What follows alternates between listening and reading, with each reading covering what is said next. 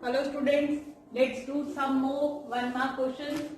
Two coins are tossed simultaneously. The probability of getting at most one head is, 4 options are given.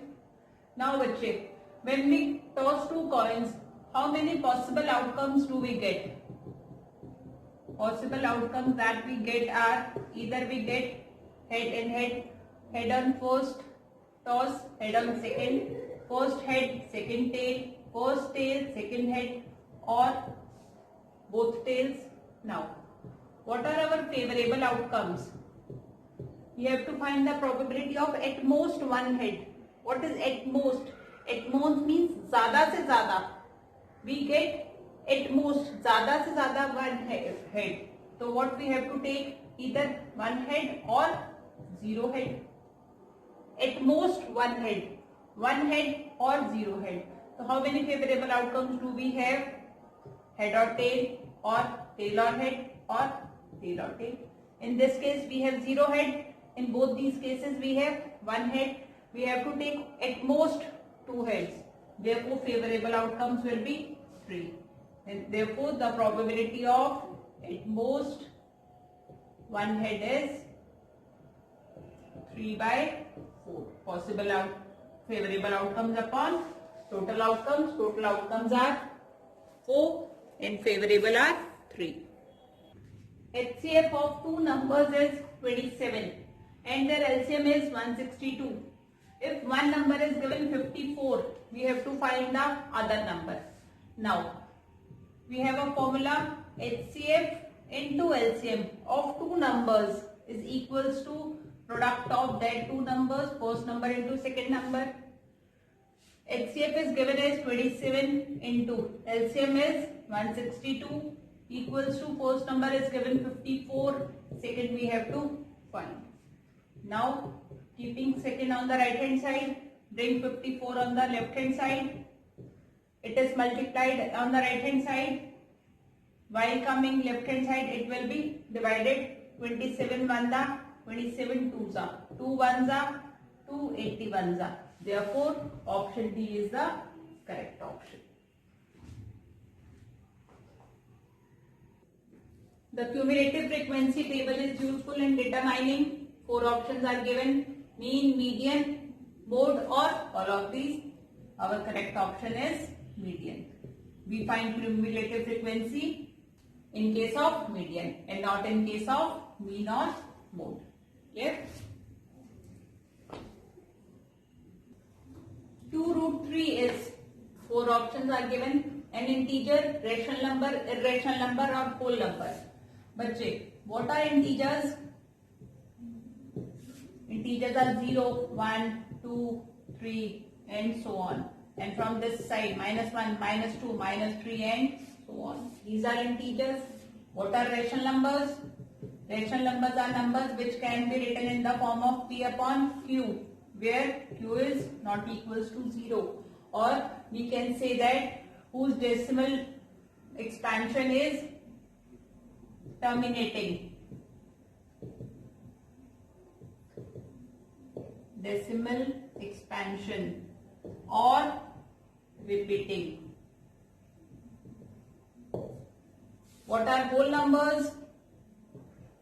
Whole numbers are the numbers which start from 0, 1, 2, 3 and so on. Now, what are irrational numbers? What are irrational numbers? Numbers which are non-terminating, whose decimal expansion is non-terminating and non-repeating. Now, bachche, what about 2√3? 2 is a whole number. 2 is a whole number. √3, decimal expansion of √3 is non-terminating and non-repeating. It is an irrational number. And the product of rational and irrational, this whole number can be, it is whole or rational number. Product of rational and irrational number is always irrational number. Therefore, our option is option C, irrational number. The maximum number of zeros a cubic polynomial can have. बच्चे, what is cubic polynomial? Cubic polynomial can be in the form of ax cube plus bx square plus cx plus d. How many zeros can it have? A cubic polynomial can have at most, ज़्यादा से ज़्यादा 3 zeros. Therefore, our option is D, 3. In case of quadratic polynomial will be in the form of ax square plus bx plus c, and number of zeros will be 2 zeros. In case of quadratic polynomial, we can have maximum 2 zeros. And in case of linear polynomial, general form of linear polynomial is ax plus b. In this case, we have only 1 zero. Clear? Our option for this question is 3 zeros.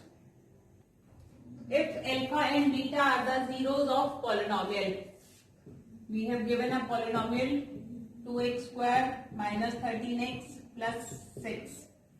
Alpha and beta are zeros. Since it is a quadratic polynomial, maximum number of zeros it can have 2, which are alpha and beta. What we have to do? 2x square. Coefficient of x square is 2. Constant is 6.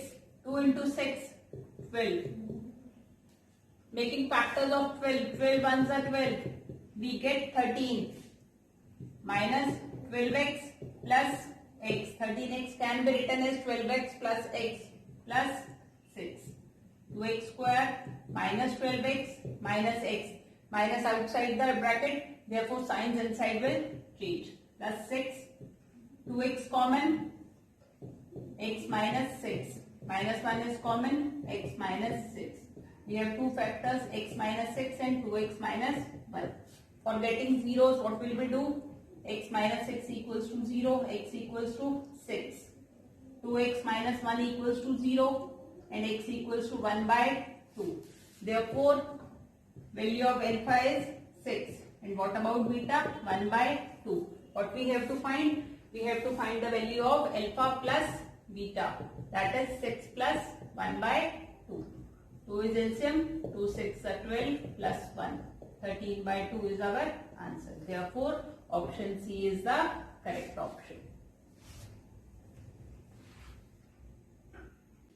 The midpoint of the line segment AB is 0.4.